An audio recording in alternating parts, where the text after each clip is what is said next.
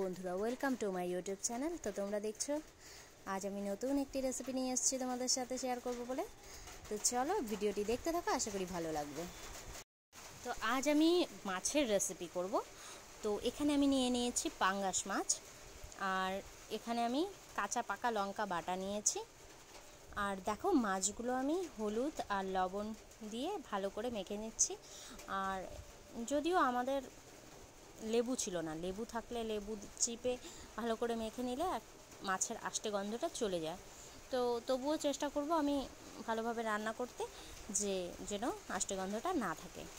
তা আমি এভাবেই রান্না করি। তো চলো ভিডিওটা দেখতে থাকো। তো দেখো মাছের মধ্যে না, এই মাছের মনে হয় এটা ডিম, আর হচ্ছে মাছগুলো খুবই কেমন পিচ্ছিল পিচ্ছিল ভাব আর কি। তো রান্না করতে করতে তোমাদের সাথে একটা কথা শেয়ার করি, কারণ হচ্ছে আমি কিন্তু ওই পাঙ্গাস মাছ খাই না। যদিও খাই না বলে তাই না যে ভালোভাবে রান্না করব না, অবশ্যই ভালোভাবে রান্না করব। কারণ হচ্ছে আমার বরের খুবই প্রিয় একটি মাছ আর কি, পাঙ্গাস মাছ খুব ভালোবাসে।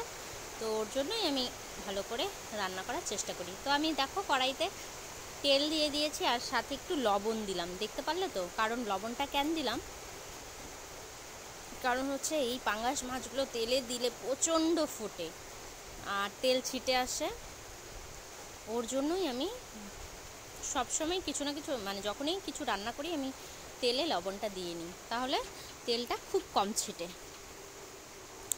তো মাছগুলো আমি ঢেকে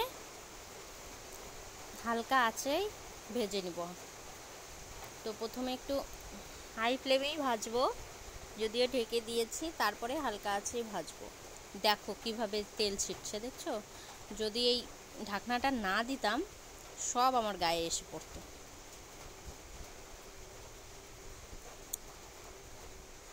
তো দেখো আমি এই মাছগুলোকে বেশি কড়া করে ভাজবো না, কড়া করে ভাজলে আবার মাছের ঝোলটা টেস্ট হবে না। তা আমি ঝোল রান্না করলে, মাছের ঝোল করলে পরে আমি মাছ সেরকম কড়া করে কখনোই ভাজি না। তো দেখো আমার মাছ ভাজা এক পিঠ হয়ে গেছে, আর এক পিঠ দিয়েছি, ঢেকে দিয়েছি। ওই দেখো কীভাবে তেল ছিটছে। তো যাই হোক, মাছ দেখো আমার ভাজা হয়ে গেছে। মাছগুলো আমি কড়াই থেকে উঠিয়ে নিলাম, আর ওই তেলেই আমি বাকি রান্নাটা করব। ফোড়নের জন্য আমি একটা তেজপাতা নিয়েছি, আর সামান্য পরিমাণ গোটা জিরা নিয়েছি। তো তেলে দিয়ে দিলাম। আমার গোটা জিরাটা সুন্দর লাল লাল হয়ে গেছে। আমি দেখো আলুগুলো কেটে রেখেছি। তো এগুলো হচ্ছে চন্দ্রমুখী আলু, তো গোল গোল, তো তাই আমি এরকম শেপে আলুগুলো কেটেছি।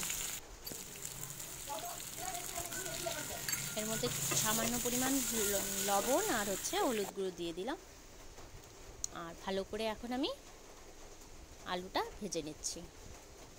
আর এর মধ্যে এখন আমি জিরে আর আদা বেটে রেখেছিলাম সেটা দিয়ে দিলাম,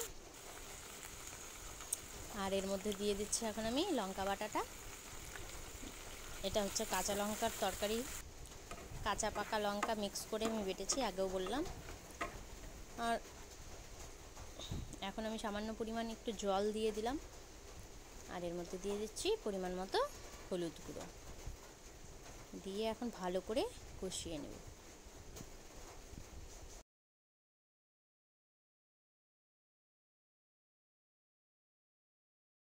তো দেখো তেল ছেড়ে এসছে, আমার কষানো একদম হয়ে গেছে আলু।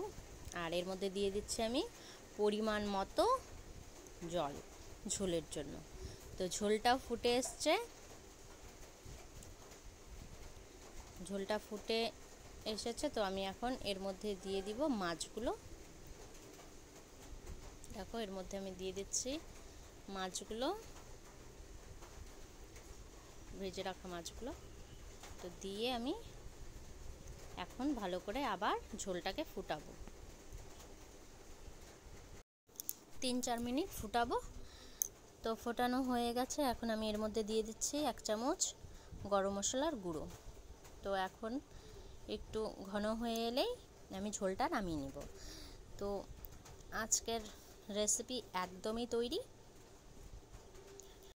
আর এভাবে পাঙ্গাস মাছের ঝোল করলে পরে আমাদের বাড়ির সবাই খুব পছন্দ করে। তো তোমাদের কেমন লাগলো রেসিপিটা অবশ্যই কিন্তু লাইক কমেন্ট করে জানাবে। এই হচ্ছে আমার পাঙ্গাস মাছের ঝোল। দেখো পাঙ্গাস মাছের ঝোলের থেকে প্রচুর পরিমাণে তেল বেরোয়। তো আমি যদিও খাই না, জানি না কেমন হয়েছে বা কিছু, কিন্তু বলেছে খুব ভালো হয়েছে। তো যাই হোক, আবারও দেখা হবে আরেকটি নতুন রেসিপির সঙ্গে। তোমরা সবাই ভালো থেকো, সুস্থ থেকো।